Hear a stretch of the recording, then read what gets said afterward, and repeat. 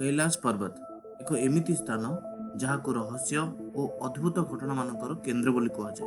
वर्ष 2001 रे चीन सरकार एठार किछि एमिति देखिथिले जहाँ तांको बाध्य करथिला जे तुरंत कैलाश पर्वत रे चढ़िबाकू पूर्ण निषेध लगाई दिया जाऊ बोली।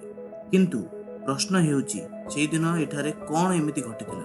इतिहास साक्षी अछि आज पर्यंत केवल जणे मात्र मनुष्य एही पर्वतर शिखर पर्यंत पहुंची पारिछन। परंतु काहींकि जो माने एही पर्वत को चढ़िबाकू चेष्टा करती सेमानकर 2 वर्ष मध्यरे रहस्यमय भावे मृत्यु घटी जाए। एवं सबुठारु आश्चर्यजनक कथा एही स्थान रे मनुष्यर बयस साधारण ठारू 2 गुण गति रे काहींकि बढ़ी जाए। कोन सतरे कैलाश पर्वतर तळे गुप्त भावे लुचिथिबा एक प्राचीन नगरी सांभाला अछि।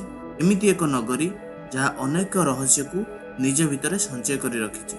नासा भली अमेरिकीय वैज्ञानिक संस्था ई पर्वत रे किछि एमिति देखिथिला जहाँ तांकर वैज्ञानिक मानकु स्तब्ध कर देथिला। एवं जेतेबेले चीन कैलाश पर्वत उपरे हेलिकॉप्टर पठाइथिला एठारे जहाँ घटिथिला सेठी समस्तଙ୍କୁ हतबाक कर देथिला। आजिर ई भिडियो रे आमे से समस्त रहस्यर पर्दा खोलिबाकू जाउछु जहाँ आज पर्यंत अनुत्तरित होई रही अछि। तैयार हेई जांतु कारण जहाँ आपण जानिबाकू जाउछंती सेटा आपनक कल्पनार मध्य अधिक अद्भुत। नमस्कार, मु अनिमेश स्वागत करुची आपण मानकू मो YouTube चैनल को। जदि आपनकू ए वीडियो भलो लगे तेबे लाइक एवं सब्सक्राइब करिया को बिल्कुल भूलिबेनी। वर्ष 1962 भारत और चीन मध्य घटिथिबा सीमा विवाद धीरे धीरे एक भयंकर युद्ध रे परिणत हैला। ए युद्ध रे भारत को भयावह क्षति सहिबाकू पड़ला। युद्धर परिणाम स्वरूप चीन प्राय 72,000 वर्ग माइल भारतीय भूमि उपरे अधिकार करनेला एवं यह सहित कैलाश पर्वत अंचल मध्य चीन रो नियंत्रण रे चलीगला। से समय रे मध्य आलोचना होइतिला जे कालक्रमे कैलाश मानसरोवर अंचल को भारत रे पुणी फेरैबा पई प्रयास करा जिबा उचित। किंतु दुर्भाग्यवशतः 1950 मसीह रे सरदार वल्लभ भाई पटेल को देहांत होई जिबा परे एही विषय रे नेहरू को चाप देबाकू केही रहिले नाही। दुनियार सबुठारु उच्च शिखर माउंट एवरेस्ट जहाँ उपरे आज पर्यंत 7,000 रु अधिक पर्वतारोही चढ़ी सारिछथि। सेही एवरेस्ट ठारू प्राय 2200 मीटर कम उच्चता थिबा सत्वे कैलाश पर्वत उपरे आज पर्यंत केवल मात्र जणे मनुष्य को छाड़ी केही चढ़ी पारि नाहंती। पौराणिक कथा अनुसार कैलाश पर्वतर समीप रे स्वर्गीय धनर देवता कुबेरଙ୍କ दिव्य नगर अवस्थित। यह मान्यता रहिछि जे मनुष्य निज जीवन रे सत्कर्म और पुण्य कार्य कले तांकर आत्मा को मृत्यु परे कैलाश पर्वत रे स्थान मिले।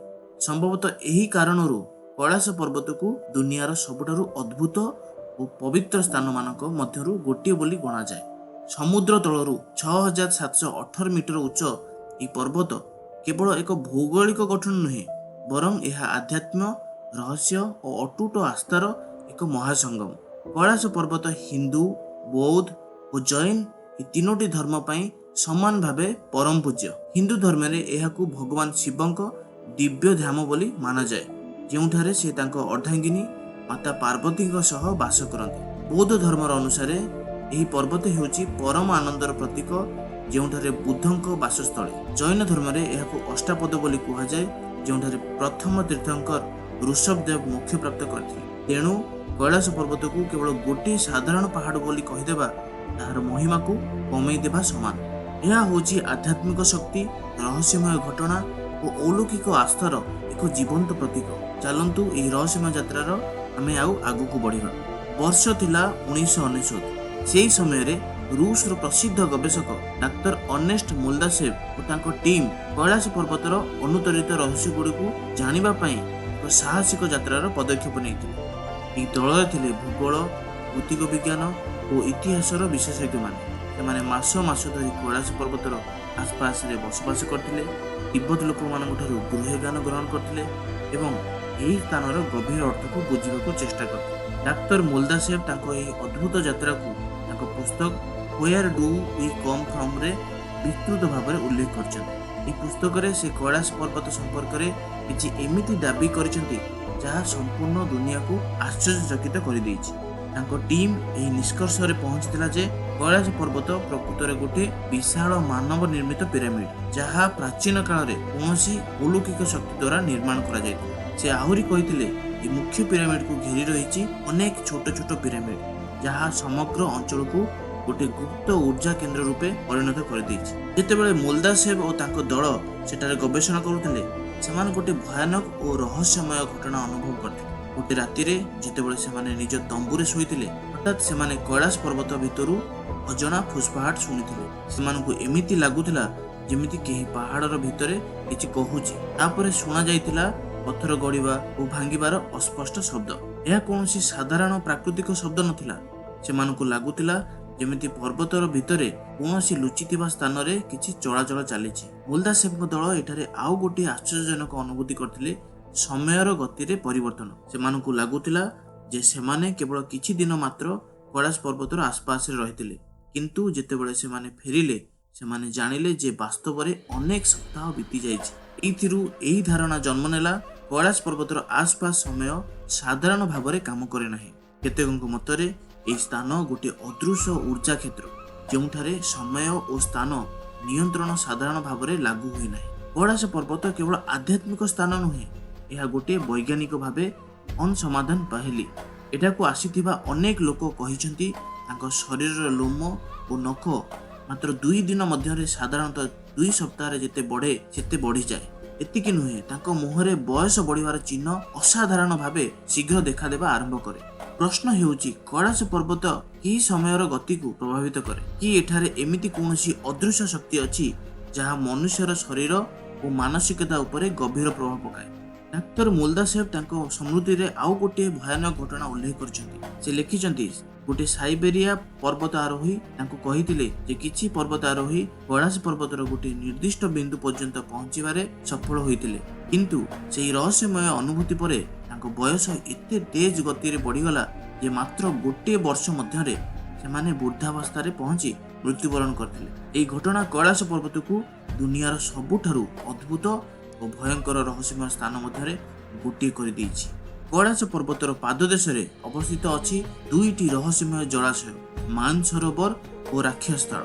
2टी जलाशय दृश्य रे प्राय एकाठी थिले मध्य तांकर स्वभाव एमिति जेमिति दिन और राति और जेमिति आलोक और अंधकार। मानसरोवर हेउची एक दिव्य शांत और पवित्र जलाशय। याकू दुनियार सबुठारु उच्चतारे अवस्थित मीठा पानीर सरोवर बोली माना जाए। यह सरोवर आकृति संपूर्ण गोलाकार, ठीक सूर्यक आकृति पर। सबुठारु आश्चर्यर कथा एठारे पानी केबे मध्य बरफ होई जमे नाही, जदिओ तापमात्रा शून्यरु बहुत तळकु खसी जाए। आउ एक अद्भुत दृश्य, ए सरोवर रे प्राय केबे लहरी उठे नाही। एहार जल सदा शांत, जेमिति ध्यान रे लीन थिबा कोनोसी ऋषि। जो मनीष मानसरोवर देखिचंती सेमाने कहंती मात्र एही सरोवर को देखिले मन भितर एक अद्भुत शांति अनुभूत हुए। मानसरोवर पूर्ण विपरीत हेउची राक्षस स्थल। यह दुनियार सबुठारु उच्चतारे अवस्थित खारा पानीर जलाशय। यार पानी एते खारा और विषाक्त जे एठारे कोनोसी प्राणी जीवन धारण करि पारे नाही।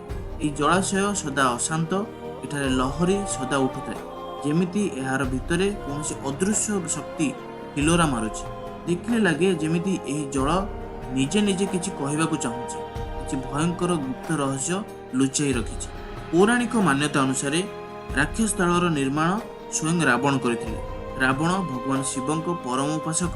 कैलाश पर्वत यात्रार पूर्वरु से एही पुष्करी रे स्नान करी सेठारे तपस्या और ध्यान करथिले। कुहा जाए एही जलाशय रावणक ऊर्जा को निज भितरे धारण करि नैथिला, सेही कारणरु राक्षस स्थल सदा अशांत। पौराणिक कथा अनुसार जेतेबेले रावण एही जलाशय रे डुबकी लगाइथिले सेही मुहूर्तरु एहा उपरे आसुरी शक्तिर प्रभाव पड़ीगला। कुहा जाए एही जल स्नान करिबा परे रावणक चिंताधारा रे परिवर्तन आसिला।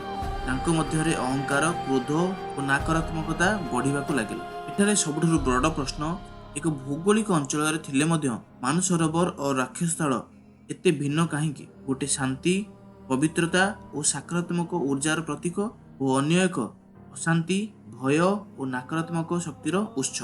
यह कि केवल प्राकृतिक कारण ना एठारे सतरे कोनोसी अलौकिक शक्ति कार्य करुछि? राति गभीर हेले कैलाश पर्वत आउ साधारण पर्वत रहे नाही, से हो जाए रहस्य, भय और अलौकिकतार जीवंत मंच। जो माने राति रे कैलाशर पाददेश रे रहिचंती से माने कहंती एठारे अनेक कथा अछि जाहाकू विज्ञान एपर्यंत बुझी पारे नाही। रातिर नीरवता भांगी हठात आसे गोटे ध्वनि, ना कोनोसी वाद्य ना कोनोसी मनीष, तथापि ध्वनि स्पष्ट। सन्यासी और यात्री माने कहती यह भगवान शिवଙ୍କ डमरू नाद। केही कहती यही ध्वनि समय को नियंत्रण करे। जेतेबेले यही ध्वनि शुणा जाए समय जेमिति धीरे धीरे रुकी जाए। मन भितर अजना भय और शांति दुईटी एका संगे जन्म नेउଥାଏ। केतेक रातिरे डमरू सहित शुणा जाए गंभीर एक ध्वनि ओम। कहा जाए यह सृष्टिर प्रथम ध्वनि। यही ध्वनि कान पड़िले देहर लोम ठिया हो जाए। किछि तपस्वी कहती जो माने शुद्ध मनरे ये ध्वनि शुणती से आत्मिक जागरण द्वार रे पहुंची जाती। और जो मानक मनरे भय किंबा अहंकार थाए से ध्वनि सही पारती नहीं। केतेक रातिरे कैलाशर शिखर चारिपाखरे देखा जाए 7 रंगर आलोक। ना यह बिजुली ना उत्तरीय आलोक ना कौनसी यांत्रिक आलोक। रंग गुड़िक धीरे धीरे बदलाए लाल नील सबुज हलदिया जेमिति कौनसी अदृश्य शक्ति पर्वत को आलिंगन करुछि। तांत्रिक और योगी माने कहती यह कैलाशर ऊर्जा चक्र सक्रिय होबार संकेत। कैलाश अंचल रे अनेक यात्री देखिचंती बड़ बड़ पाद छाप। मनीषठू बहुत बड़ पशुठू भी भिन्न। स्थानीय लोक यह कहती हिम मानव।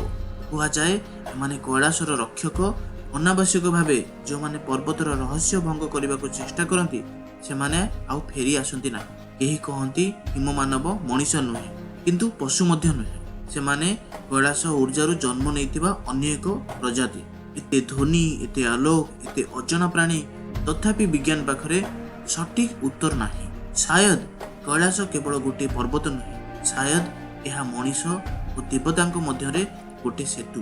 एबे प्रश्न हेउची एते शक्ति एते रहस्य एते देवीय संकेत सत्वे कैलाश पर्वत को कहीं केही चढ़ी पारे नाही। दुनिया रे एवरेस्ट चढ़ागला K2 चढ़ागला अत्यंत विपदजनक पर्वत मानक मध्य मनीष जय कला।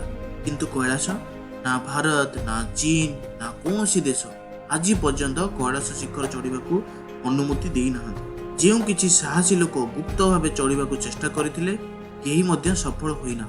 किए फेरिले भୟରେ पागल होई किए फेरिले स्मृति हराई आउ किए केबे फेरिले ही नाही। कैलाश निकटरे समय भिन्न भावे बहे। यह केवल कथा नुहे। अनेक यात्री कहिसंती किछि घंटा रहिले दाढ़ी और नख असाधारण भावे बढ़ी जाए जेमिति गोटे दिन मध्यरे सप्ताह कटिगला। विज्ञान कहे एठारे असाधारण मैग्नेटिक फील्ड रहिछि। किंतु प्रश्न कहीं ठीक कैलाश कैलाश निकट को जीवा सहित कंपास घूरिबा को लागे। जीपीएस काम करे नाही। ड्रोन हठात अचल हो जाए जेमिति एठारे कौनसी अदृश्य बैरिकेड रहिछि। किछि गवेषक मानती कैलाश गोटे प्राचीन ऊर्जा यंत्र जहाँ आज मध्य सक्रिय। पुराण कहे कैलाश हेउछि मेरु पर्वत। समस्त लोक समस्त दिग समस्त शक्ति एठारे जोग हुए। आश्चर्यर कथा कैलाश पर्वतर मुख्य शक्ति रेखा सहित सठिक भाव जोड़ा जेमिति पृथ्वीर हृदय। सन्यासी माने कहती कैलाश को चढ़ा को रास्ता नहीं। कारण कैलाश गोटे स्थान नुहे गोटे अवस्था। जो माने लोभ अहंकार और जय करिवार भावना नहीं जाती से माने केबे पहुंची पारती नहीं। किंतु जो माने नम्रता श्रद्धा और शून्यता नहीं जाती से माने चढ़ती नहीं से माने लीन हो जाती। शायद सही कारणरू कैलाश आज पर्यंत अजय। कारण यह जय करने को नुहे बुझा पड़े। शायद भगवान शिव आज मध्य सेठारे अछंती ना शरीर रे ना आकृति रे ऊर्जा रे। यदि यही कहानी आपको मन को छुई तेज लाइक शेयर और सब्सक्राइब करने को बिल्कुल भूलें। नमस्कार। वंदे उत्कल चैनल।